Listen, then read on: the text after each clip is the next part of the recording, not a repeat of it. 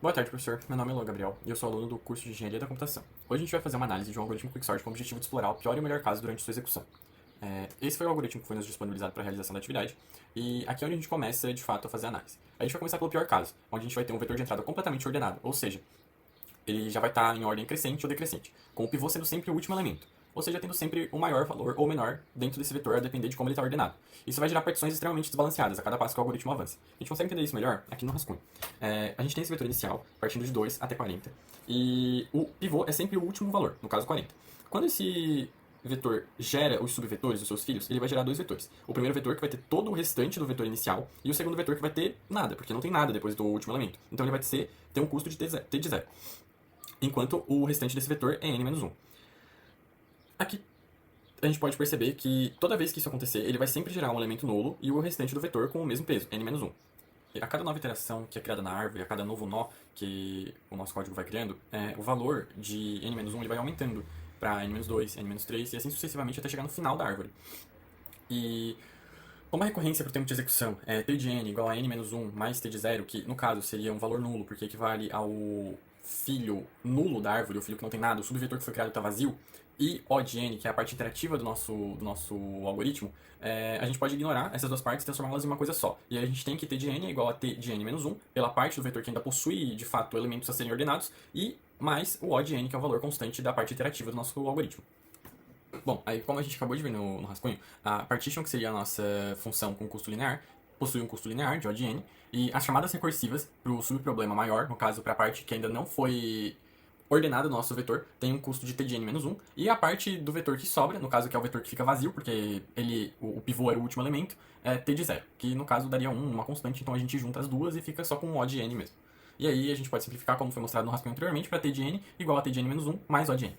Para encontrar o limite assintótico superior do pior caso, a gente precisa levar em consideração que cada nó tem apenas um filho recursivo, que é o que a gente consegue ver no rascunho aqui. Cada nó gera apenas um filho que dá continuidade e gera outros filhos dentro da árvore.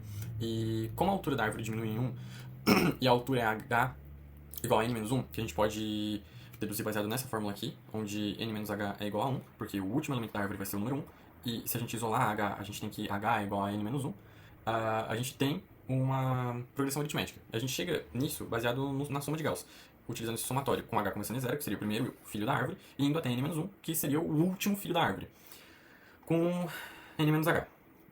A gente encontra nisso um termo que é exponencial, que seria n ao quadrado.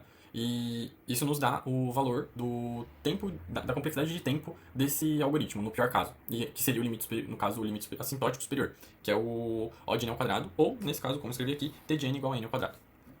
E no cenário ideal, que seria o nosso melhor caso para o Quicksort, a gente vai ter que o partition ele vai conseguir dividir o nosso vetor de entrada em valores iguais. O que vai mudar, na verdade, é somente o vetor de entrada, que agora ele vai estar organizado de uma maneira que sempre que partition pegar e escolher o pivô, esse pivô vai ser realmente o meio. Vai ter valores iguais para os dois lados e vão gerar subvetores com mesmos tamanhos. Isso faz com que a divisão seja mais equilibrada e cada subvetor tenha valor de execução de n sobre 2. Isso faz com que a recorrência do melhor caso seja t de n igual a t de n sobre 2 mais t de n sobre 2 mais O de n, sendo O de n partition linear igual era anteriormente. A gente pode simplificar isso fazendo com que se encaixe no segundo caso do teorema mestre, que seria t de n igual a 2t de n sobre 2 mais O de n. A gente voltar aqui para o rascunho, a gente consegue perceber que a árvore recursiva do melhor caso do Quicksort ele vai gerar subvetores n sobre 2, para os primeiros filhos, no caso, serão n sobre 2, e os filhos desses filhos serão proporcionalmente o tamanho deles. Então a gente vai ter n sobre 4 para cada dois filhos que serão gerados. Se essa árvore continuasse, nós teríamos o quê? Cada um desses filhos que foi gerado anteriormente seriam n sobre 8, e assim sucessivamente até o final dessa árvore. Bom, aí aplicando o melhor caso ao teorema mestre, a gente tem que ele se enquadra no segundo caso do teorema mestre, que diz que t de n vai ser igual a vezes t de n sobre b mais f de n, que vai ser uma constante qualquer. No nosso caso, a seria o número de chamadas recursivas ou subproblemas que serão criados no decorrer do código. Nesse caso, equivale a 2. B seria um fator pelo qual o tamanho de entrada é reduzido, que coincidentemente também é 2. E f de n, que é a nossa constante, é partition, que continua sendo constante porque ela não variou em nada desde o começo do código. E para aplicar o teorema mestre é bastante simples, a gente só precisa fazer algumas substituições. A gente precisa encontrar o valor de n elevado a log de a na base b, que nesse caso, como a e b são 2, a gente vai ter o quê? N elevado a log de 2 na base 2, que é igual a 1. A gente vai ter o quê? N elevado a 1, que é igual a 1. Então, a gente tem que n elevado a log de 2 na base 2 é n. Basicamente fazendo com que o nosso Fn seja igual a O de n, e assintoticamente igual a n elevado n elevado a log de A na base B.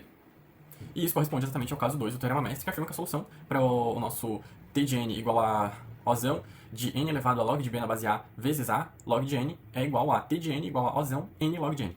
E isso encerra a nossa análise do Quicksort e do algoritmo passado, basicamente. Muito obrigado.